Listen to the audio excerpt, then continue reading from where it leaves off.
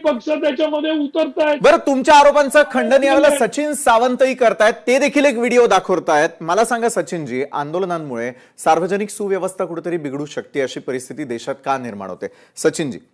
जयेशजी, मी आपल्याला पूर्ण वेळ देणार आहे। पहिली गोष्ट अशी की हे आंदोलन दाखवतोय ते आंदोलन मी स्वतः त्यामध्ये आहे। गेल्या 2 महिन्यापासून नीटच्या मुद्द्यांवरती देश पातळीवरती आंदोलन होत आहे। महाराष्ट्रात नव्हे, प्रत्येक देशातल्या प्रत्येक राज्यात ते झालेलं आहे। राहुल गांधीजीच्या नेतृत्वात झालंय, युवक काँग्रेस एनएसयूआय करते आणि मागणी एकच आहे, धर्मेंद्र प्रधानांचा राजीनामा। आणि त्यामुळे ही काही नवीन मागणी नाहीये। दुसरी गोष्ट, राजू वाघमारे यांनी सांगितलं की ज्या अभिजित दिपके यांच्या आंदोलनाला प्रतिसाद मिळतोय हे पाहून त्या ठिकाणी इतर पक्ष सामील झाले। आता मला सांगा, पहिली गोष्ट ते इतर पक्ष सामील झाले की नाही झाले हा नंतरचा भाग आहे। अभिजित दिपके यांच्या आंदोलनाला पाठिंबा मिळतोय आहे याचा अर्थ जनमताचं काय रेटा आहे, लोकांना काय पाहिजे। 4 दिवसामध्ये 2 कोटीपेक्षा जास्त, जेव्हा त्या कॉक्रोच जनता पार्टीची रजिस्टरी नाही आहे, त्यांनी सांगितलं निवडणुकी लढवणार नाही, या एका संघटनेला पण देखील म्हणता येणार नाही त्याला। फक्त फेसबुक आपल्या त्या सोशल मीडियामध्ये तयार झालेल्या एका ऑर्गनायझेशनला इतका पाठिंबा मिळतो, याचा अर्थ लोक किती मोठ्या प्रमाणामध्ये त्या ठिकाणी याच्या विरोधात आक्रोश करतायत हे दिसतंय। जेनची सगळी यंग जनरेशन करते, ते सगळे युवक आहेत, सगळे विद्यार्थी आहेत। मग सरकारची भूमिका काय असली पाहिजे? लोकतांत्रिक पद्धतीने आलेल्या सरकारनं, निवडून आलेल्या सरकारनं ही लोकशाही आहे हे मान्य करून ठेवलं पाहिजे। पहिल्यांदा लोकशाहीचा अर्थ काय झाला?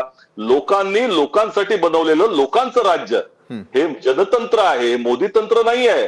परंतु त्याचा विसर पडलेला आहे या सरकारला, जनमताची चाट राहिली नाही, भीती राहिलेली नाही। आणि त्यामुळे सोनम वांगचुक 20 दिवसापेक्षा जास्त दिवस जेव्हा त्या ठिकाणी उपोषण करतायत, एकही प्रतिनिधी गेला नाही। इतर पक्ष गेले की नाही हा नंतरचा भाग आहे। सरकारतर्फे कोण गेलं ना? साधा सचिव पाठवण्यात आला तिकडे। आणि 2014च्या अगोदर ज्यावेळेला आंदोलन झालं, मी 2च गोष्टी सांगेन। हे सोनम वांगचुकांचे वडील सोनम वांगयांग हे लडाखमध्ये 1984 साली अशाच तऱ्हेनं उपोषणाला बसले होते, लडाखच्या जनतेला आदिवासी दर्जा द्यावा या मागणीसाठी। आणि त्यावेळेला तत्कालीन पंतप्रधान इंदिरा गांधीजी दिल्लीवरनं लेहला गेल्या विमानानं आणि त्यांचं उपोषण त्यांनी सोडवलं होतं।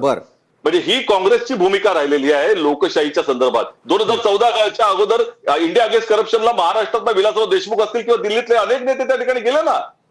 त्या वेळेला का गेले?